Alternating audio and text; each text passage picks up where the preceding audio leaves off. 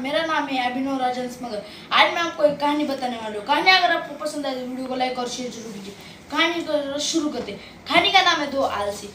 एक राज्य में दो रमेश और सुरेश नाम के दो भाई रहते थे। वो दोनों बचपन से ही कामचोर थे। उनके काम चोरी का कारण था उनका आलस। उनको कोई भी काम बताया जाता तो वो आलस के मारे सो जाते थे और उनकी माँ उन दोनों से तंग आ चुकी थी।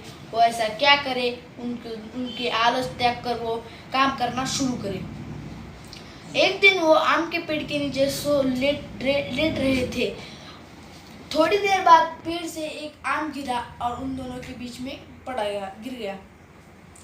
वो दोनों को बहुत सुस्ती आ रही थी। वो दोनों में से एक ने भी आम को उठाने का प्रयास नहीं किया। थोड़ी देर बाद वहां से एक राज्य का मंत्री गुजरा। रमेश मंत्री जी को देखकर बोलता है, नमस्ते मंत्री जी, आप हमारी सहायता कर सकते हैं। मंत्री जी बोलते, कैसी सहायता? बोलते, आप ये आम हमारे हाथ में समा सकते हैं। मंत्री जी को ये बात अटपटी लगती है। वो बोलता है, ये कैसा काम हो भला, आपको 2 कदम भी नहीं चला जा सकता। फिर सुरेश बोलता है, चलना फिरना किसके हाथ है। फिर मंत्री जी को बहुत गुस्सा आता है और वो फिर वहां से वो चला जाता है और उन दोनों की माँ से मिलता है। वो उनकी माँ बोलती है, मैं भी इन दोनों से बहुत तंग आ चुकी हूँ। फिर मंत्री जी बोलता है, आप इन दोनों को कल सुबह राजमहल भेज दीजिए। फिर वो दोनों घर पे आते ही वैसे उनकी माँ बोलती है, तुमको राजमहल में राजा ने बुलाया है कल सुबह। वो दोनों राजमहल निकलते हैं सुबह और राजा से मिलते हैं। राजा को बोलते, नमस्ते राजा जी, आपने हमको बुलाया था। राजा जी बोलते, हाँ, मैं आपको एक ऐसा काम बताऊंगा। आपको एक कमरे की रखवाली करनी है, वो बहुत ही आसान काम है। फिर वो दोनों, ठीक है महाराज, जैसे आप क्या क्या।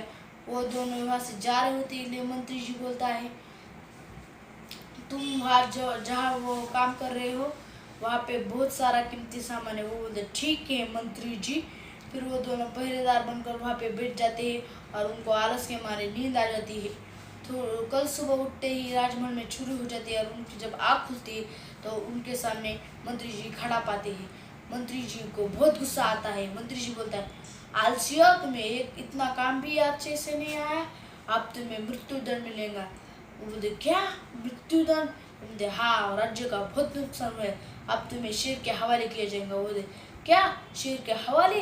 फिर वो दोनों को बहुत पसीना आता है और वो बहुत माफ कीजिए बोलते हैं। फिर वो उन दोनों को राजा की फिर राजा शेर सिपाही को बोलता है, जाओ शेर को लेके आओ। फिर शेर को पिंजरे में ले आता है और उन दोनों को वहाँ पे पेश किया जाता है। और फिर वो दोनों राजा के सामने गिड़गिड़ाते हैं और बोलते, हमें माफ कर दिया, हम अगर आलस नहीं करते तो हमारे राजमहल में चोरी नहीं होती। हम आपसे कभी भी आलस नहीं करेंगे, हमें माफ कर दीजिए। फिर राजा उन दोनों को माफ कर देते हैं। और दोस्तों, हमें ये कहानी से ये सीख मिलती है, हमें कभी भी आलस नहीं करना चाहिए। अगर आपको कहानी पसंद है तो वीडियो को लाइक और शेयर जरूर कीजिए। धन्यवाद।